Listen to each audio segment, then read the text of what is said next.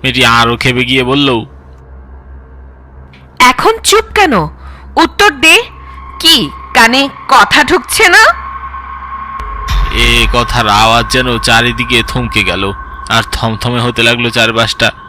ঠিক এই সময় মনে হলো আমার পিছনে কেউ দাঁড়িয়ে আছে। আমি হকচকিয়ে পাশ ফিরে তাকিয়ে দেখলাম, না, কেউ তো নেই। তবে কেন জানি না মনে হলো সত্যি কেউ ছিল। আমি পাশ ফিরতেই উধাও হয়ে গেল। এসব ভাবনার মাঝেই আমার কাঁধে একটা হাতের স্পর্শ আমি অনুভব করলাম। বেশ আটকে উঠলাম। হ্যাঁ, কে?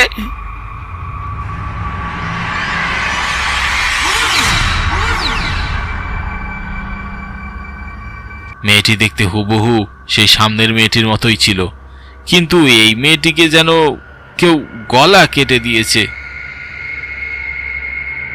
গলায় ছুরির দাগ স্পষ্ট, চোখ দুটো লাল টকটকে। এ অবস্থায় সে কিভাবে আমার সামনে দাঁড়িয়ে আছে আমি বুঝতে পারছি না। অন্যদিকে ওই বেয়ারা লোকগুলো ভয়ঙ্কর হয়ে উঠেছে। তাদের হাতে পায়ে ক্ষতবিক্ষত ছিল, তাদের গলায়ও ছুরিকাঘাত, তবু জীবন্ত দাঁড়িয়ে আছে লারা। এসব দেখে আমার হাত পা কাঁপছে, পুরো শরীর ঠান্ডা হয়ে আসছে। আমার শ্বাস প্রশ্বাস যেন ধীর গতি হতে লাগলো। আশেপাশের গাছপালাও যেন তাদের অক্সিজেন ত্যাগ করতে পারছে না। ঠিক এমন অবস্থায় আমাকে আরো কাঁপিয়ে তুলে কর্কশ গলায় দুদিকে দুজন হাসতে লাগলো। সাথে সাথে মনে হলো আমার দেহ থেকে যেন প্রাণটি বেরিয়ে গেল। আমার দেহে আর প্রাণ রইল না। কি চাই তোর? এত রাতে এখানে কি তোর? হ্যাঁ, মরণের ভয় নেই?